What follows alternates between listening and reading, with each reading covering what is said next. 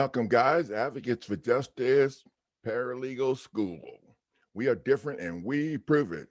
I'm Coach Neighbors, and tonight I'm really excited to introduce you guys to our new $2.5 million lawsuit. Now, remember, you can change that to 20.5 or whatever you want to put in there. This lawsuit is for a violation of the Administrative Procedures Act of 1946, violation of the Foreign Registration Act, violation of the Foreign Agent Registration Act of 1938, and violation of the Fair Debt Collection Act practice. We filed this lawsuit against the judge and the attorney's license to practice law. We filed this lawsuit against the judge and the attorneys, and we included as damages their license to practice law. We even toyed around with the possibility of adding their corporate charter. If they give you a hard time and keep acting stupid, you could add their corporate charter in there. Hell, you could sue somebody for the belt that they're wearing. So, yeah.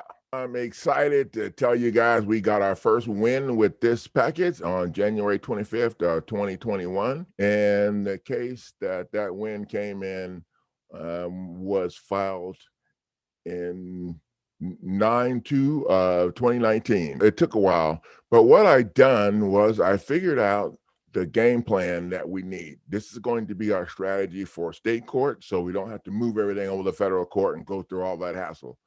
This is a little straight shot right to where we need. Reviewed the docket sheet for the first lawsuit that we filed against the judge and the attorney, and we also filed it against the Bar Association. We reviewed our new docket sheet today. We had a little problem. They weren't responding to the homeowner's request for information about the case, and we finally got a copy of the docket sheet, and I'm actually going to share that with you a little bit later on in this video. And the copy of that docket sheet shows that the judge dismissed the case, terminated the case. I think that's the wording that they used on it. They terminated the case the day after we filed this lawsuit against the judge, the attorney, and the Bar Association. And we got our first win. I'm going to go ahead and pull that up so you guys can see it. And there it is. Right here, we filed a $20.5 million claim. Now, we went with 20.5 here because we filed a $5.5 million counterclaim in the beginning of this, and state court don't have jurisdiction to hear a $5.5 million claim, so they wanted to act like they did. So once the judge got involved and made an illegal determination to help the bar attorneys, we turned on the judge, which is what you guys have to do. As soon as the judge violates your rights, we don't have time to be worrying about an appeal and all of that stuff. Okay. In your package, you have what you need to spank the judge with when they get out of line, and you need to use it ASAP. If you don't address the issues when they're trying to screw you over, they'll keep doing that until they throw your butt out of court. That's how that rolls. Now, I'm going to pull up the lawsuit document so you guys can take a look at it. Here we go. So this is what it looks like. And remember here, and we're going to just go ahead and make that in red so you can put in there exactly what you want. This lawsuit, we are going after them for violation of Administrative Procedures Act. We're going after the max state court will allow, and we're going after them for violation of Foreign Registration Act. And this claim is also for, well, this one's for the South Carolina State Bar Association and the defendant's bar card. This claim is against the State Bar Association, and we're going after the defendant's bar card. That's how we roll over here. And that's what's making a difference. Scroll down a little bit. So when you guys are working on this, make sure that you using care of, because that shows you're a state citizen. And then on the certificate page, the zip code is going to be all zeros. You want to leave that all zeros. Replace the red font with your information. Now I'm going to show you guys this front page here. We always put this case law in here that we are going to be using federal case law in state court. And this case law supports the fact that we can do that. And they hate it, but they can't do shit about it. let's see where we're at here. I want to go over the Administrative Procedures Act because not most people don't know how powerful that is. So our lawsuits are packages that I put together. I put together using real-time feedback from the 600 plus members in our private foreclosure rescue Facebook group. Now, these members report back to me how these attorneys are trying to get out of being held accountable for the crap that they're pulling. And we have members from California, Texas, Oregon, New York, Georgia, all over the place. This allows us to really do a great job at putting the documents together. And this document is our most powerful document that to be used against a judge or any corporation that's violating you using their statutes, codes, or policies or rules and stuff. Yeah, they got stuff too. So the reason this is so powerful is when you win, the corporation will be forced to change its rules and policies to be in line with the Constitution. Now, the Administrative Procedures Act of 1946 was enacted into law in 1946 because Congress had concerns that the corporations would enforce rules and policies that were not aligned with the Constitution. And the Administrative Procedures Act was actually enacted into law. So it's a real federal law. Corporations do not like to mess with it.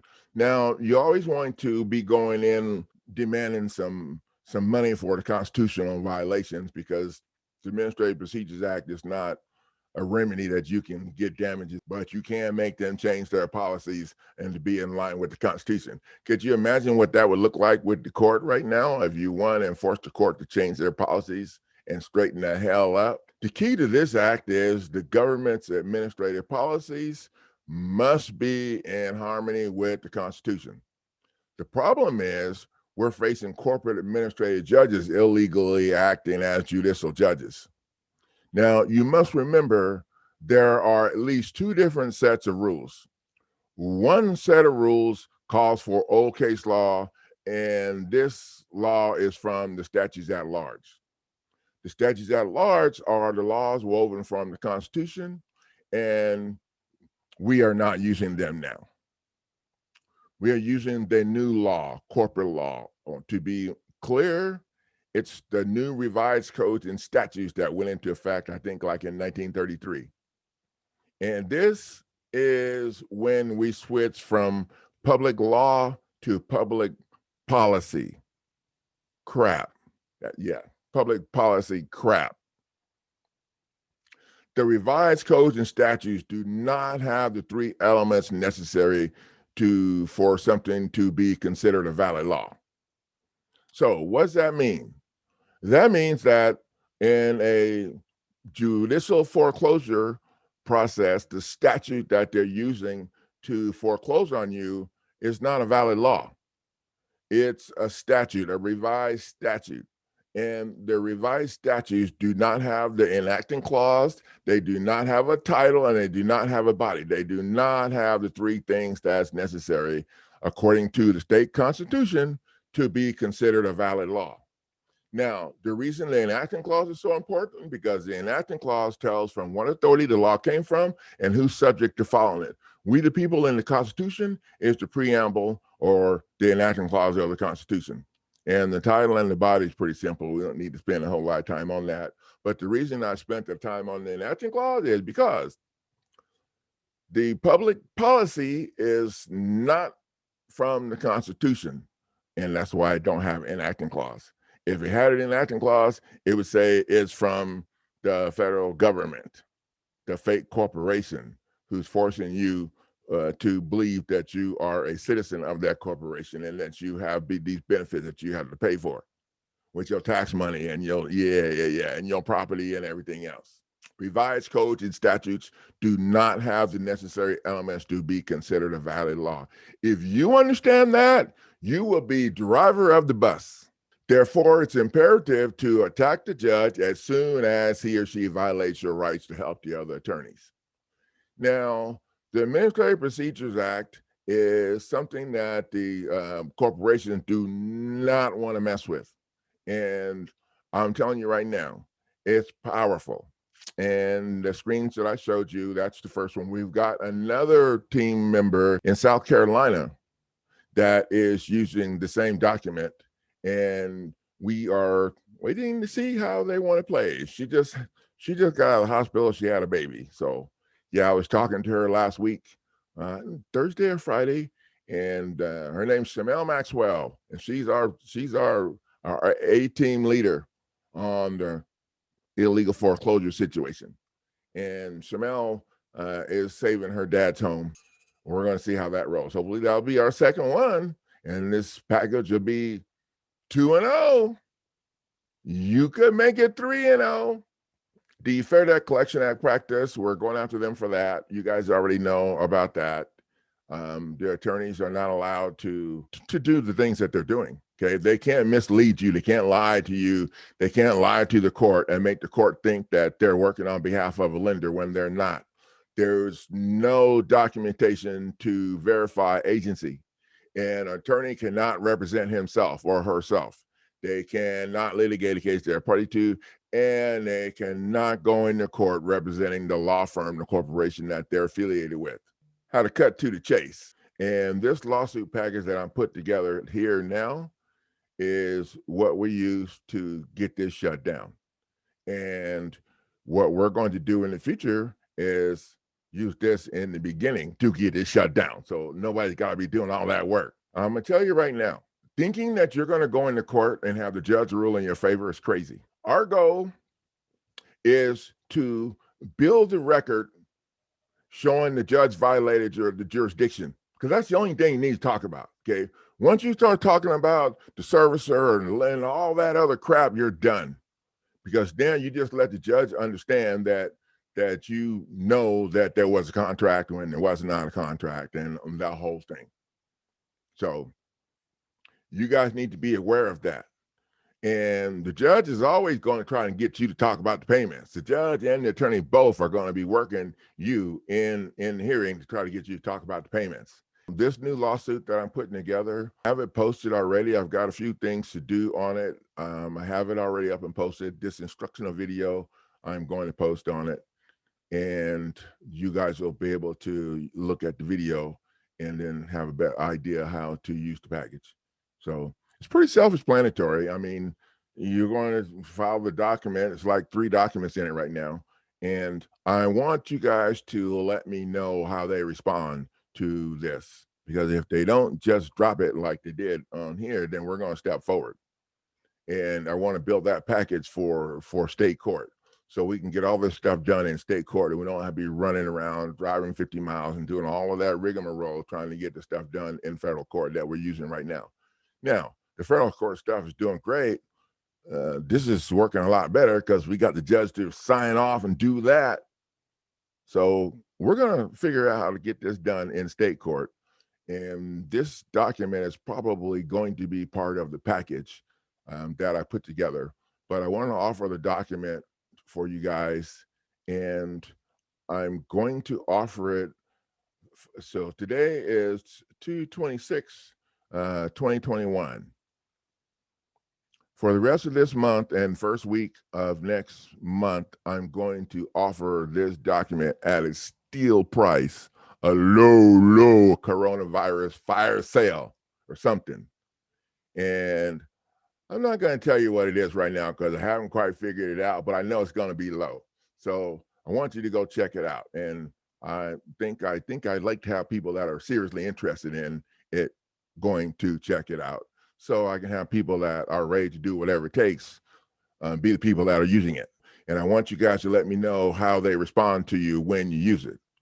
If they just drop it, or if they try to do something else. I don't know what else they can do. That's all I have for you guys tonight. I just wanted to share a little bit of information about this. You guys find value in this package, and if you're facing a foreclosure situation, this package would be the perfect package. I also put together a package for a change of venue, and that package is the bomb too, because to change a venue, you can, any party can move for a change of venue on the interest of justice.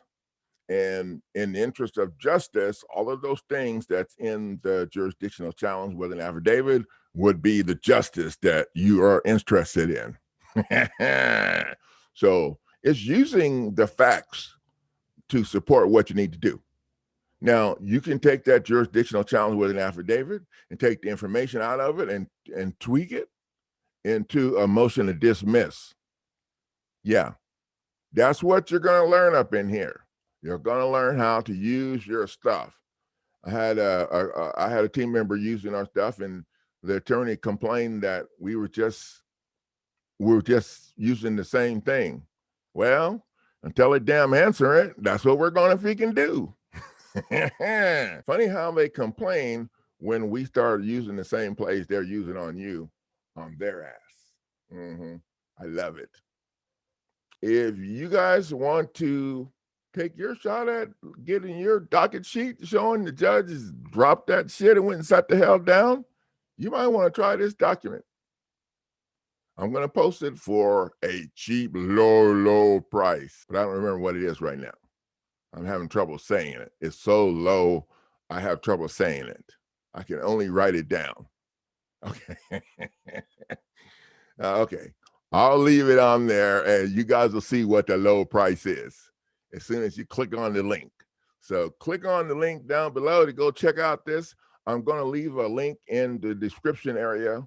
And I'm also going to leave a link down below in the comment area. So there'll be plenty of links for you guys to click on to go and check out this package because it's badass. Oh, make sure that you guys subscribe, ring the bell, and do some other stuff down here for the YouTube.